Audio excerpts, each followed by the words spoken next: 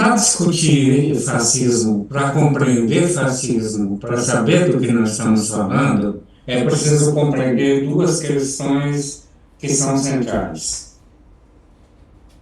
A primeira é que fascismo é uma ideologia, e depois que fascismo é uma política.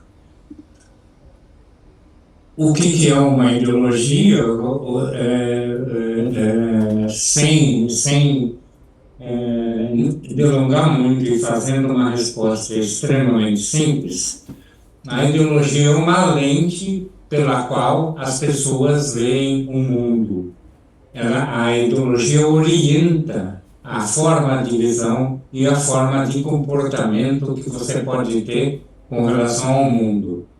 Então, a ideologia machista, por exemplo, ela entende a mulher como inferior, ela entende a mulher como objeto de cama e mesa, ela entende que só os homens podem ter responsabilidade, etc, etc, etc, etc. Isso constrói uma lente ideológica que vai orientar as pessoas. Todo mundo tem necessariamente uma ideologia, pode ser mais bem formulada ou menos, mas todo mundo tem uma lente pela qual enxerga o mundo. O fascismo é também, como esses vários exemplos, uma ideologia, ou seja, é uma forma de ver o mundo, é uma forma de lidar com as percepções que tem e uma forma de lidar com o outro. Essa ideologia nós vamos ter que nos aprofundar e discutir durante o nosso curso. E a outra questão é que o fascismo é uma política. O que é a política? É o modo como se relacionam os poderes, o poder, dentro de uma determinada sociedade. Então, uma política democrática encontra uma maneira de organizar a sociedade a partir dos pressupostos da democracia. Uma ideologia, uma política socialista faz a mesma coisa com pressupostos socialistas. E o fascismo é uma política, tanto quanto uma ideologia é uma política. Toda ideologia, ela aspira virar política. Nem todas conseguem. Por exemplo, o satanismo é uma ideologia que não consegue se transformar em política.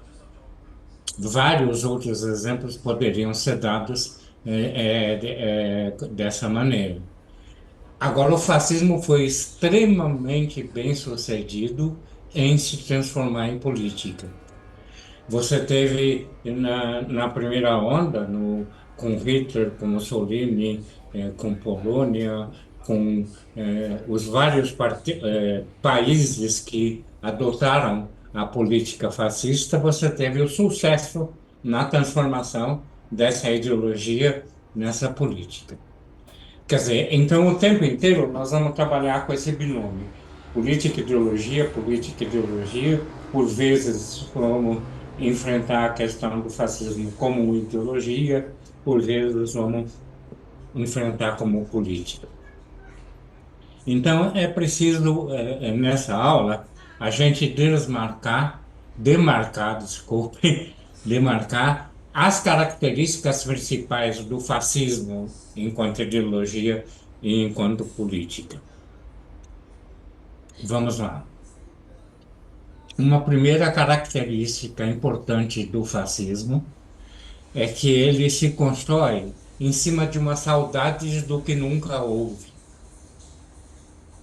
O exemplo mais clássico, mais típico dessa relação é o nazismo da Alemanha com Hitler, com Himmler, que inventaram o ariano.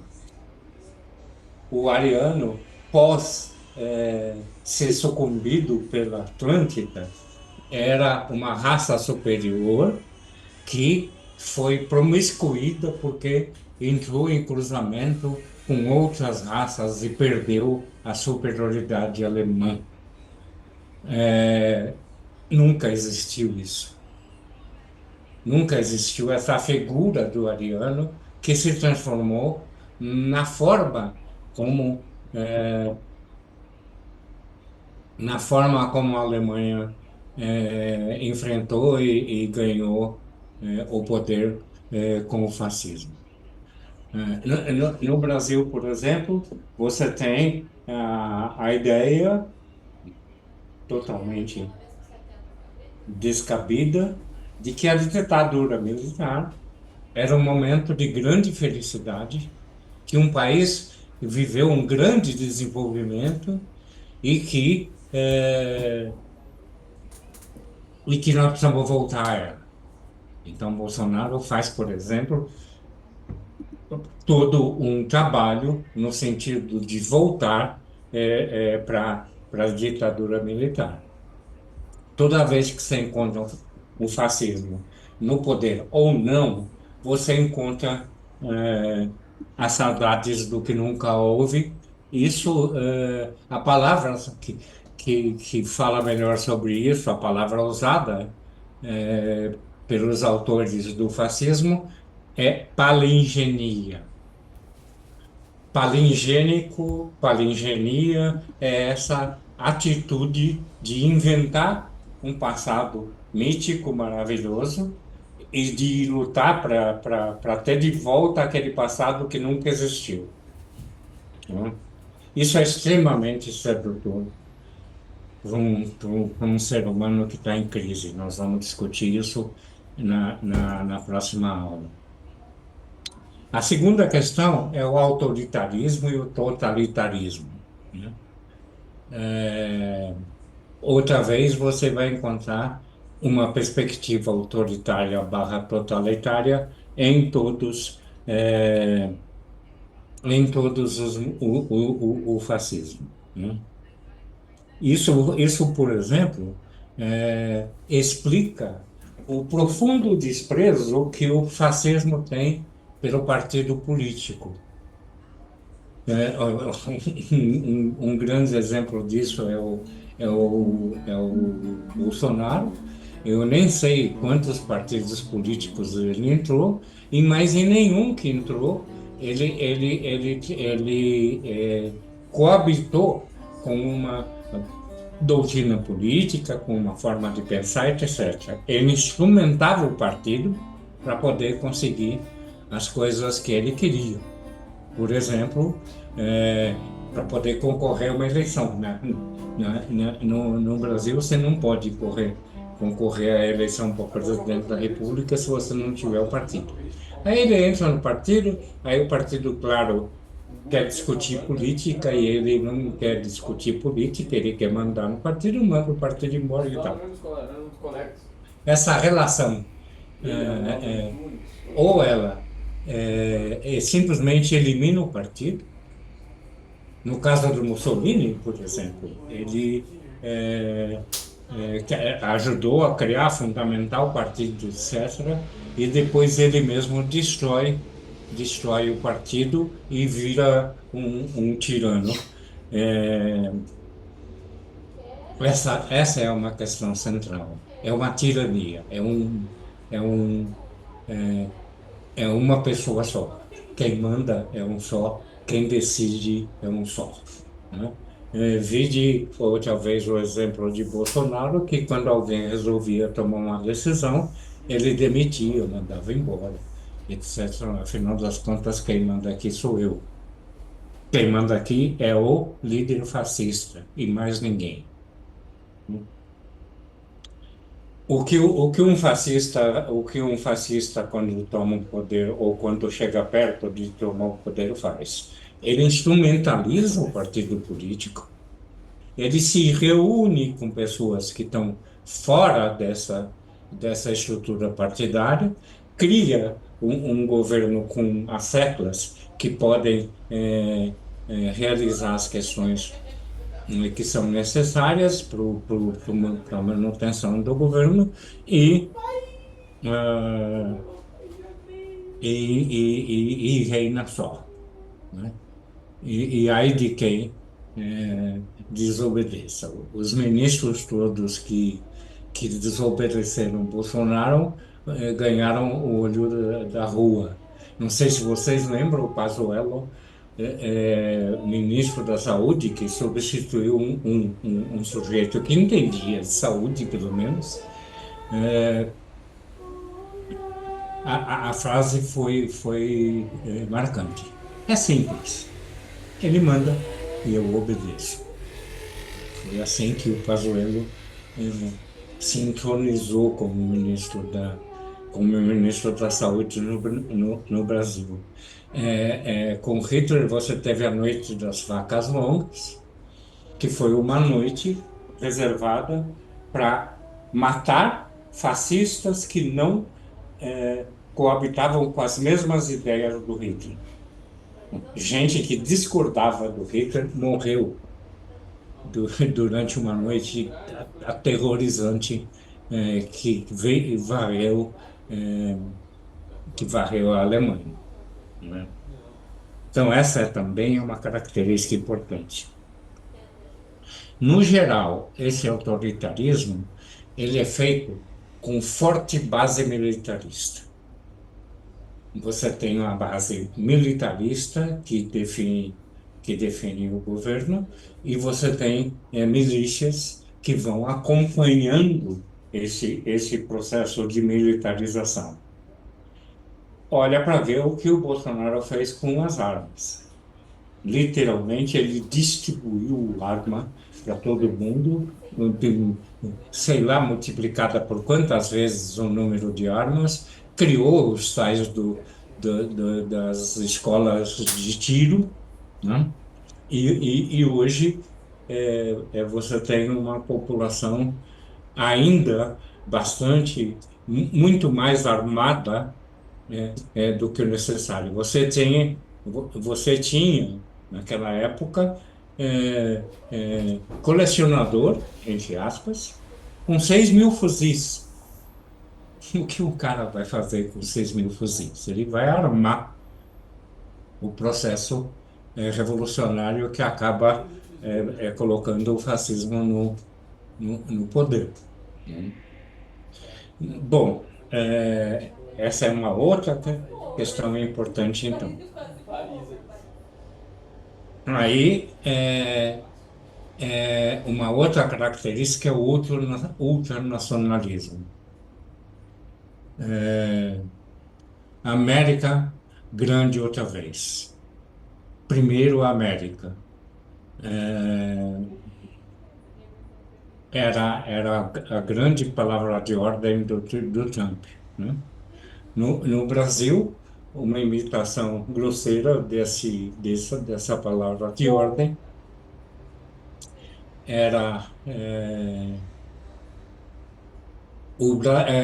Deus acima de tudo e o Brasil acima de todos. Lembram disso? Quer dizer, é, no caso do Brasil, tem uma característica curiosa, que é, ao mesmo tempo, um ultranacionalismo, uma forma de compreender a nação contra o resto do planeta, e um amor declarado do Bolsonaro pelo Trump, né? Teve uma vez que ele esperou o Trump passar por um corredor, porque ele não tinha autorização para conversar com o Trump. Ele esperou o Trump passar no corredor e falou: I love you. Muito provavelmente a única frase que ele sabia falar em inglês, né? Mas então, quer dizer, apesar dessa característica, você tem a questão do desenvolvimento nacional como uma das questões importantes do fascismo, né? Uma coisa fundamental no fascismo é a questão da raça superior. Nós, os fascistas, somos a raça superior e o resto é raça inferior, né? Vide como Bolsonaro tratou os quilombolas, vide como Bolsonaro tratou os indígenas. Sobre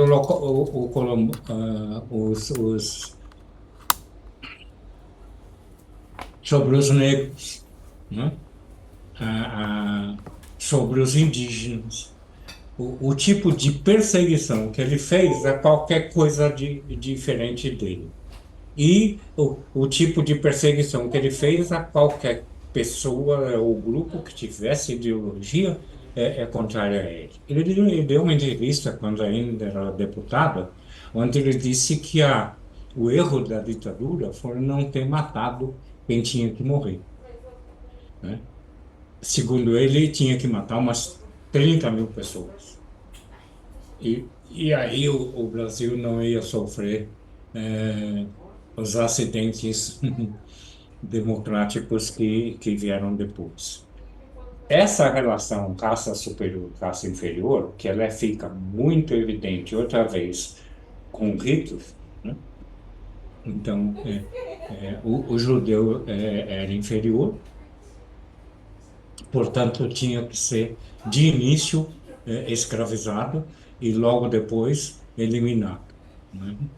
E toda vez que outra raça qualquer apareça, o fascista a considera como inferior e passa a trabalhar para destruir essa raça, para destruir essa raça, para destruir os diferentes, para destruir os que são inferiores, né? O Holocausto é o exemplo mais gritante, mais brutal que a gente viveu com essa relação do fascismo, a conduta do Trump com os imigrantes, né? A conduta do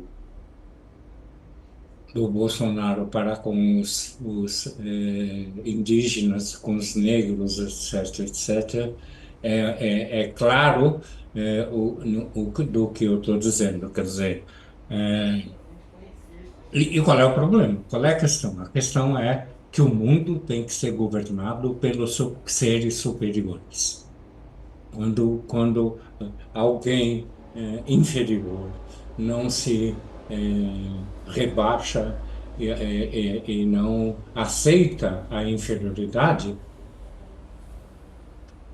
tem que morrer. Na Polônia tinha muita gente aceitando, se aceitando como ser inferior, e os que não se aceitaram foram para o Holocausto, né? Foram para os campos de concentração. Um subproduto terrível dessa relação entre os superiores, aspas, e os inferiores, é o fascínio, a idolatria que o fascismo tem pela morte. A gente, a gente não entendeu direito, o Brasil não entendeu direito qual era a postura do Bolsonaro sobre a questão da vacina, né? Ele diz isso. O que é fácil de estudar no Bolsonaro é o seguinte, ele falou 4, 5, 10 vezes que era fascista, por exemplo. Alguns colegas meus duvidam que Bolsonaro era fascista e o Bolsonaro declarou seu fascismo várias vezes.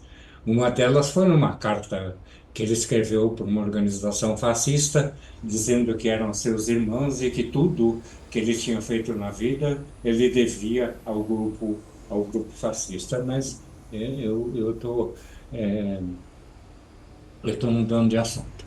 Quando a gente Quando a gente pega a conduta do Bolsonaro sobre vacina, a gente fica achando que é uma questão de superstição, que é uma questão de ignorância científica, que é uma questão de não querer que o Estado preste atenção no seu povo, não é nada disso.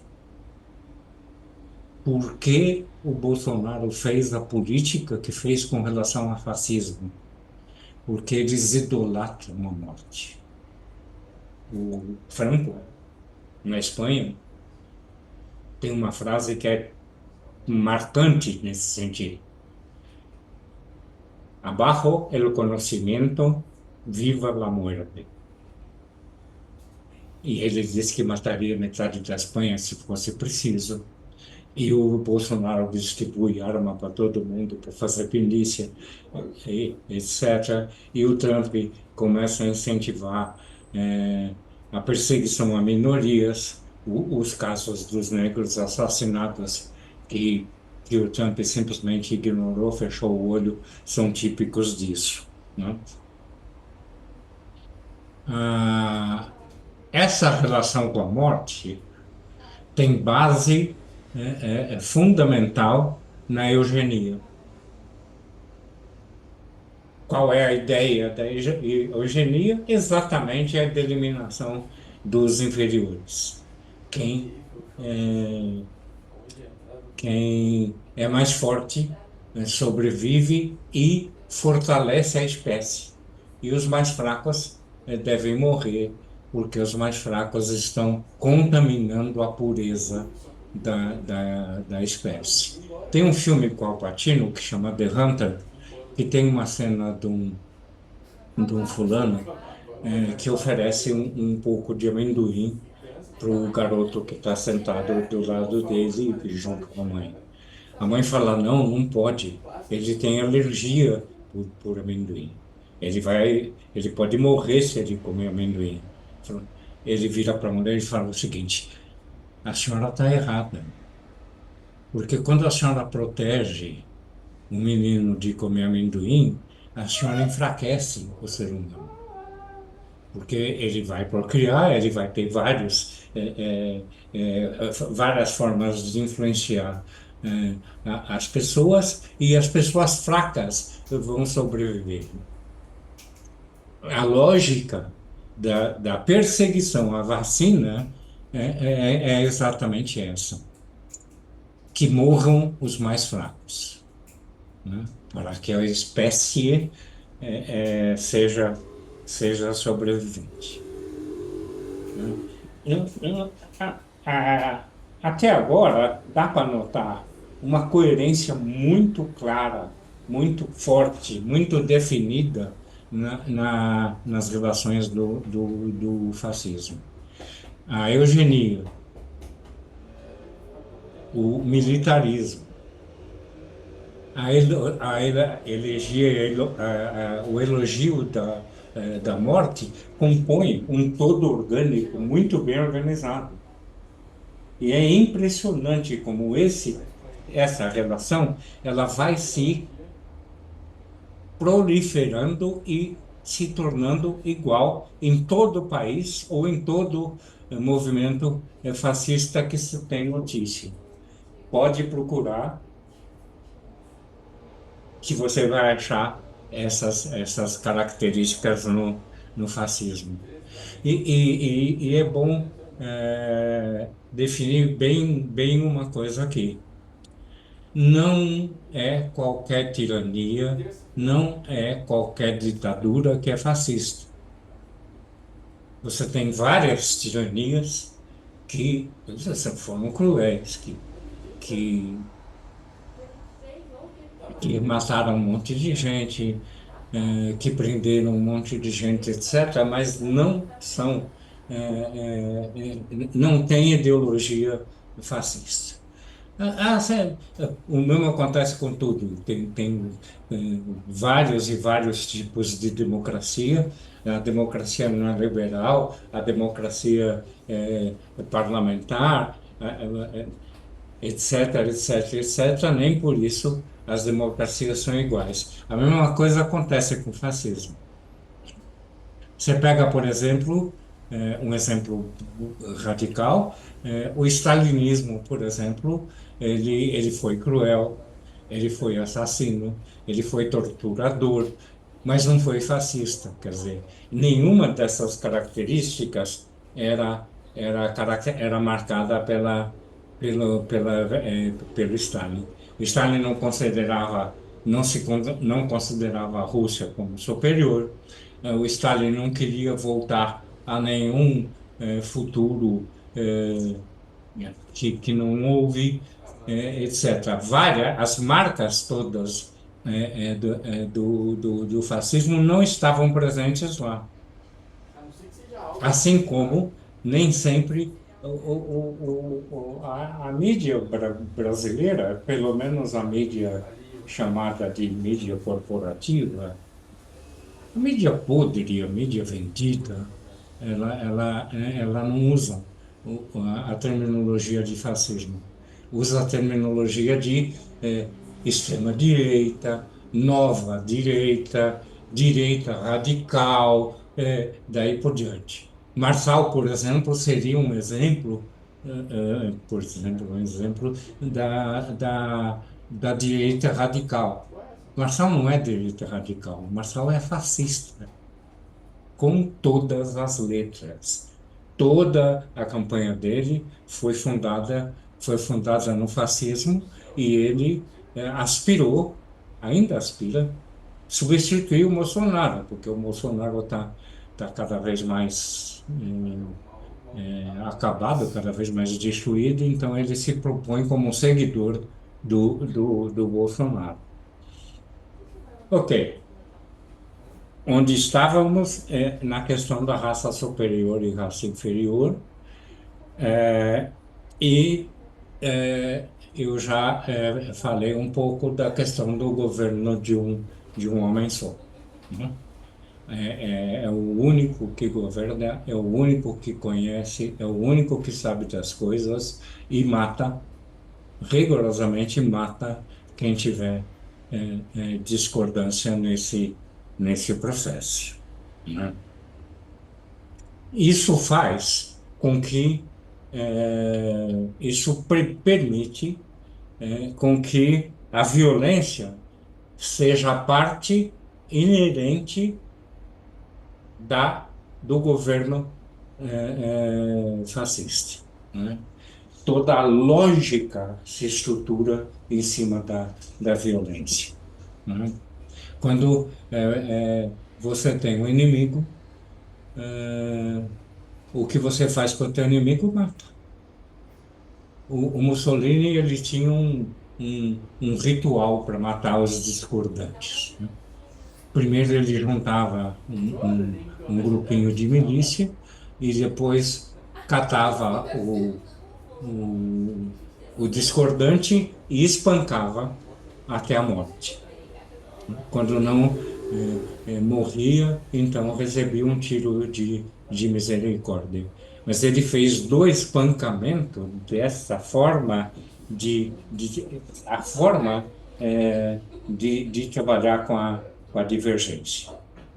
A forma de trabalhar, e foi a forma também que Hitler e todos os fascistas seguem, né? Religiosamente.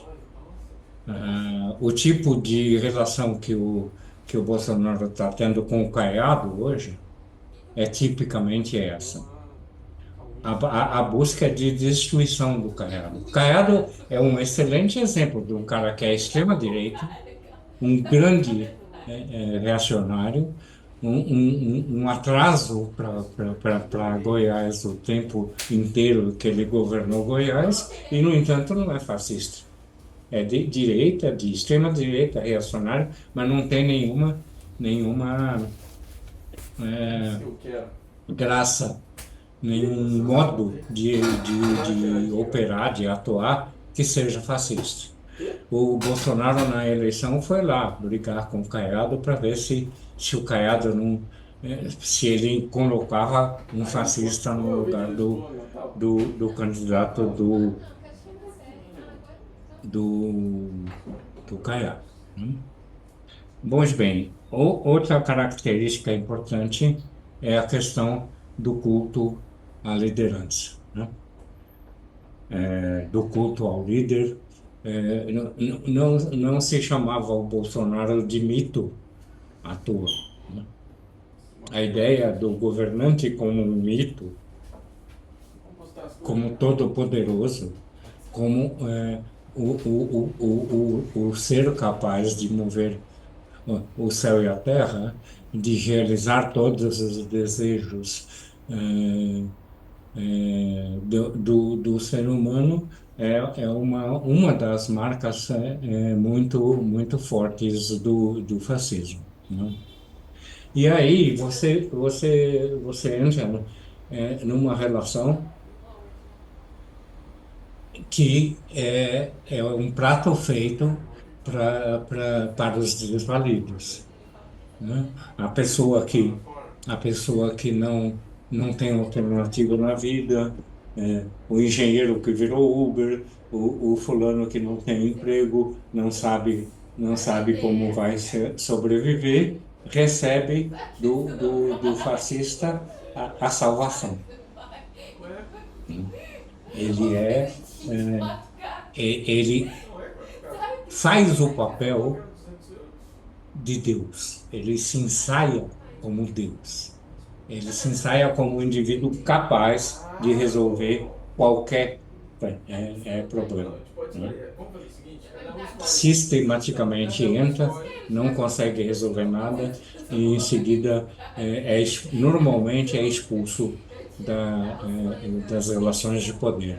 É, espero que seja isso que aconteça com o Trump agora, né? Foi isso, sem dúvida, que aconteceu com o Bolsonaro, e o Bolsonaro sabe muito bem que não tem a mínima chance de voltar ao poder. Muito bem. Uma outra característica ainda. Todo fascismo é machista e é misogênico. Misoginia e machismo fazem parte inerente do fascismo, né? A desvalorização da mulher. O Mussolini tem uma frase curiosa. Ele disse para as mulheres, né, se você ama teu marido, vote no mesmo partido do dele. Se você não votar no partido que ele vota, você não ama teu marido. Ou seja, é didático, né? Faça o que o homem manda, ou você não pode ser considerado uma pessoa digna, né? Também o Mussolini fez todo um trabalho de criação de uma estética feminina. Ela devia ter as ancas largas, os seios fartos, para poder produzir italianinho. E o que ele dizia era: a mulher limpando a casa e fazendo filhos está fazendo um benefício para a revolução muito mais do que se entrar para o exército fascista. Quer dizer, nós precisamos da mulher em casa, lavando louça, varrendo a casa e tendo filho, muitos filhos, né? O Japão tinha na época do fascismo, o Japão tinha uma coisa que chamava casa de repouso. A casa de repouso era um lugar cheio de prostitutas, onde os soldados japoneses iam e tinham obrigação de estuprar mais de 3 ou 4 mulheres por dia, por vez, para poder produzir japonesinho. Na Alemanha, houve coisas muito semelhantes com prostitutas alemãs, né? A questão do aborto é típica, né? Ela era proibida para a mulher alemã, mas ela era permitida e incentivada para os não alemães. Então, se você, alemão, casasse com uma judia e a judia se engravidasse, tinha praticamente a obrigação de fazer o aborto.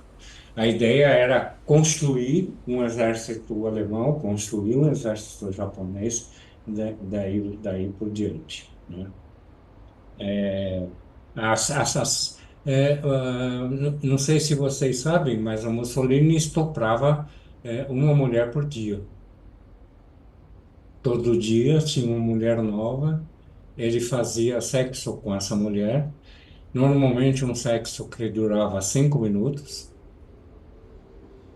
também com a mesma ideia, de criar muitos italianos, porque o número de italianos não era suficiente para tomar o mundo, né? Para ganhar, para conquistar outros países, como todo o fascismo pretende, né? Todo fascismo tem essa pretensão de se estender para o resto do planeta, né?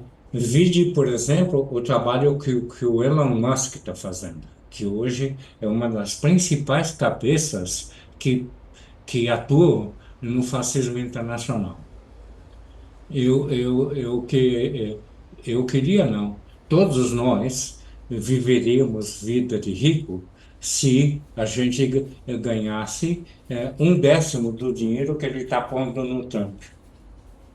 Ele chegou a prometer 1 milhão de dólares num sorteio das pessoas que fossem votar no Trump. Ele veio aqui para o Brasil para arrebentar com o Supremo Tribunal Federal. Ele veio aqui para fazer campanha aberta para o Bolsonaro e para todos os fake news. Tem toda uma intenção, tem toda uma forma de trabalhar com a questão da universalização. O comunismo tentou ser universal, fracassou.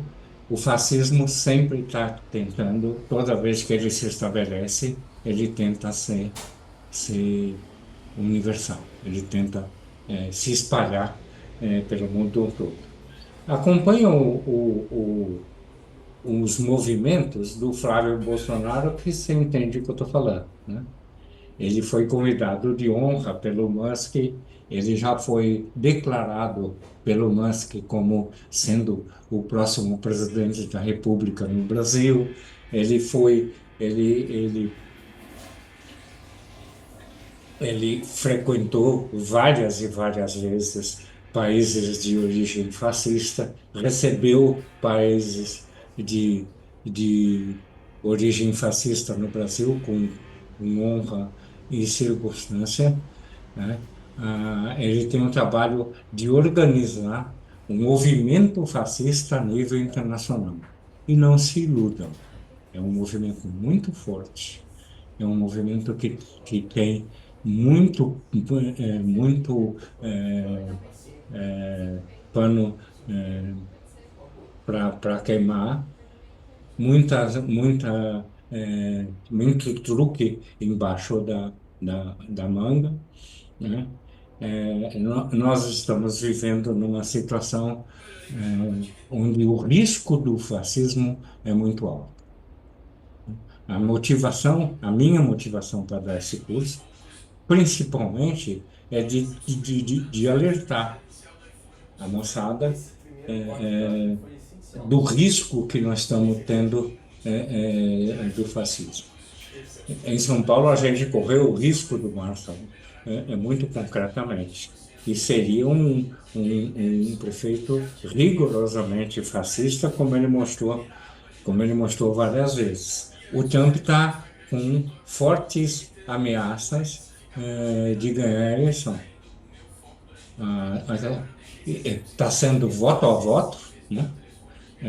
E as promessas, cada vez que ele está caindo um pouquinho, ele aumenta a relação que ele tem de violência, a brutalidade como forma de governo.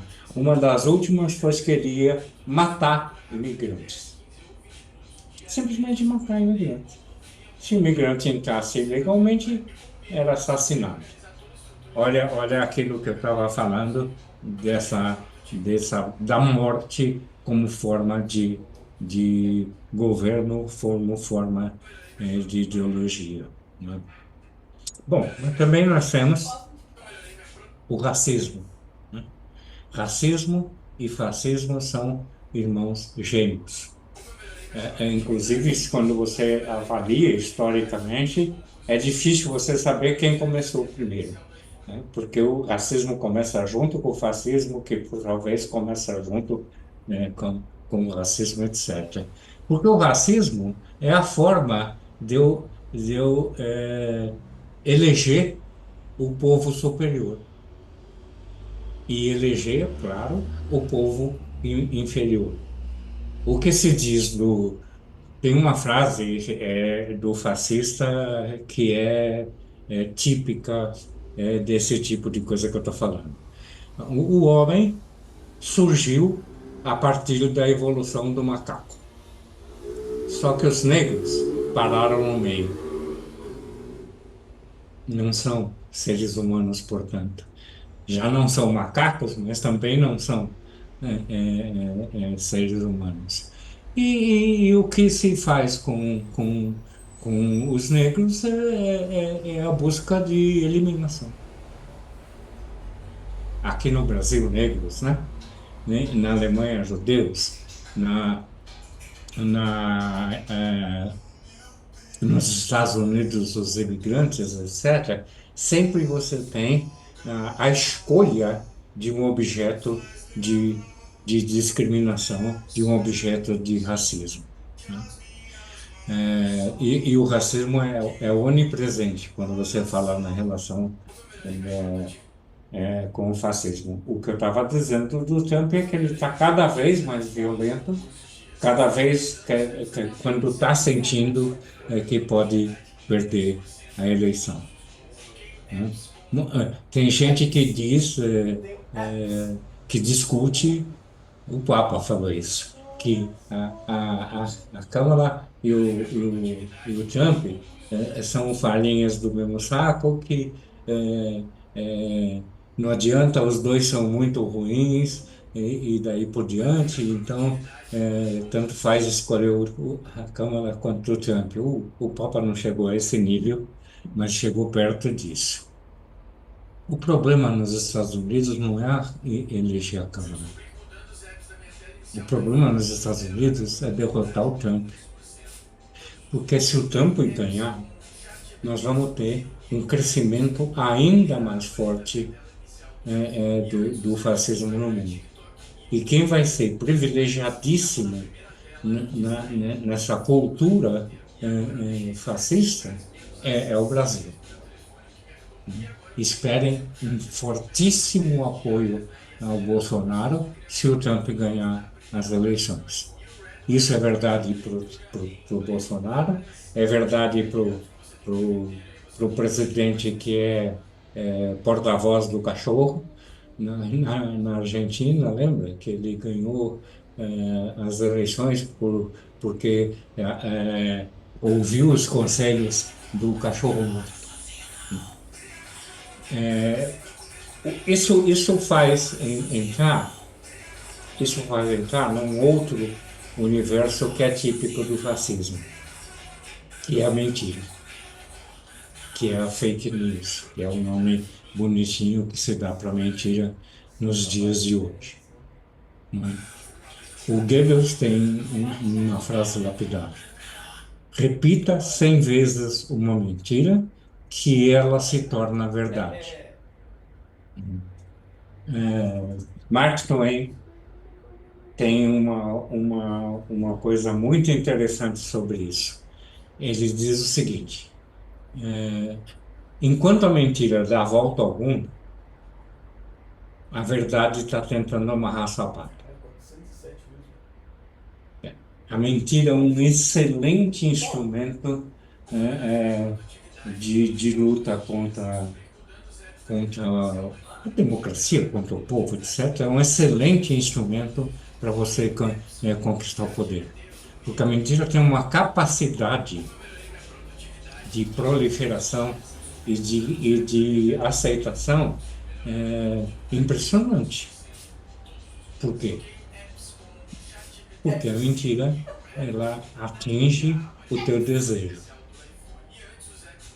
ela entra para a concretização mágica, para acontecer, para conscientização falsa é, da tua felicidade, né? Então você tem a condição de resolver os problemas que você sempre teve, quando você tem uma série enorme de mentiras que vão se acumulando, se acumulando um atrás do outro. Quem quiser fazer. Teve um sujeito que existe isso, viu, na internet. Um sujeito que contou o número de mentiras do Bolsonaro. Eu não me lembro do número exato, mas era qualquer coisa parecida com 3 por dia. Ele falou, por exemplo, que a vacina contra o coronavírus provocava AIDS. Lembram disso? Isso foi dito numa live para o país inteiro. O Bolsonaro está sendo processado até hoje por esse tipo de afirmação. Essa relação com a fake news ela é muito complicada de combater. Ah, o que você vai fazer quando falar disso é mentira? O máximo que você pode fazer é dizer, olha, não é mentira não. Não é verdade não, é mentira. É o máximo que você consegue de instrumentar contra isso. Existe tentativa de proibir e de punir rede social que espalha mentira. Isso é muito pouco. Por quê? Porque você muda de forma. Você muda de forma e muda de pessoa. Quem impede que o Vanderlei Couto não passe a se chamar José da Silva e publicar que a, a vacina mata, né? Ou qualquer outra tolice semelhante. Olha o que vocês têm. Olha o que a gente tá tendo que enfrentar. Um sistema ideológico e político muito bem organizado, organizado internacionalmente e com uma base de apoio extremamente poderosa.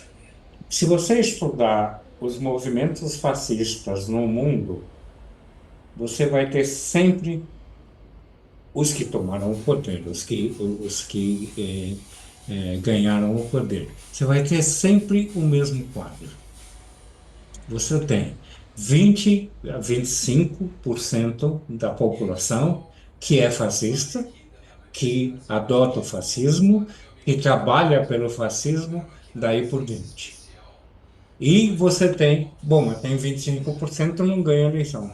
Então, como é que você consegue 50% quando você tem 25% de apoiadores? Pelo medo. Produzindo o medo, espalhando o medo, que você consegue o resto da, do teu apoio. O que no Brasil foi feito? Os comunistas vão pegar a tua casa, vão dividir a tua casa, vai ter um cara pobre morando dentro do teu quarto e você não vai ter mais casa. Esse é um medo ancestral. Imagina você perder tua casa. E como é que você vai fazer para desmanchar isso? Aí a pessoa vota. No Brasil foi isso, com 25% de fascistas e o resto com medo. Medo do quê? Do comunismo no Brasil, né? Tem que matar os petralhas, os comunistas vão trazer a infelicidade, porque vai dividir, ninguém mais vai poder dinheiro, etc, etc, etc. Eu não vou ficar aqui recitando as mentiras que o fascismo fala sobre o comunismo, às vezes, sobre o judeu, outras vezes. O, o, o Himmler levantou a afirmação de que o Buda era descendente de ariano. Já pensou? Já pensou nisso? Já pensou no Buda? Buda, aquele que fica sentado embaixo da árvore, aquele mesmo é um descendente de ariano, que depois perdeu a, a, a etnia por causa da mistura de raças que aconteceu na Índia, daí por diante. Essa estrutura, estrutura do medo, estrutura da notícia falsa, ela cria a possibilidade do fascismo ganhar e de assumir o poder.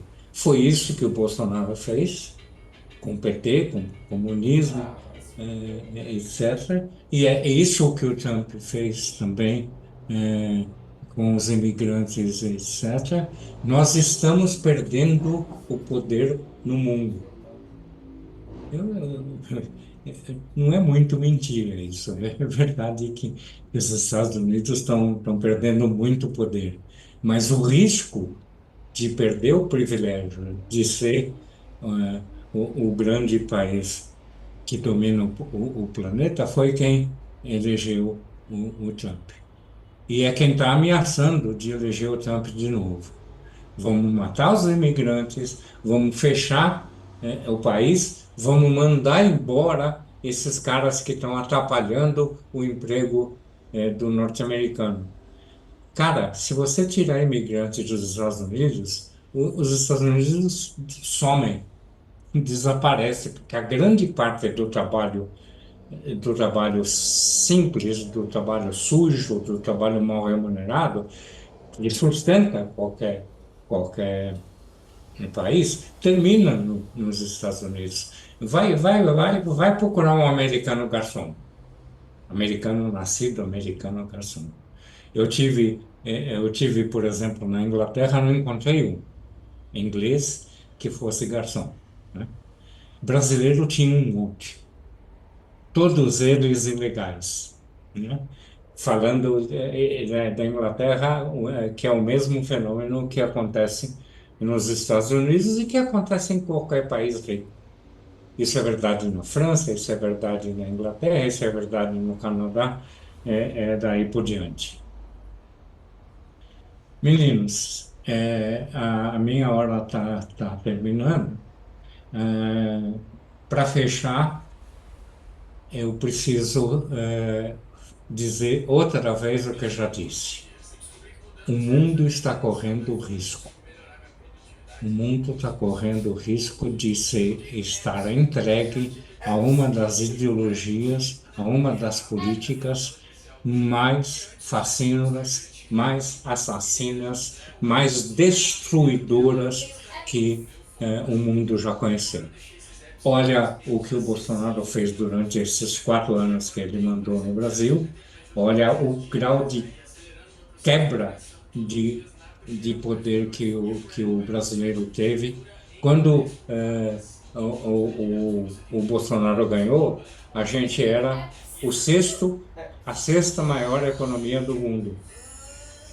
Quando o Bolsonaro terminou o mandato, a gente era a 13ª economia do mundo. Ou seja, nós pulamos de 6 para 13. Agora, com esse governo, nós já estamos em 9, né? E há promessas que a gente volte a ser a sexta economia do mundo, isso em 2 anos conturbados.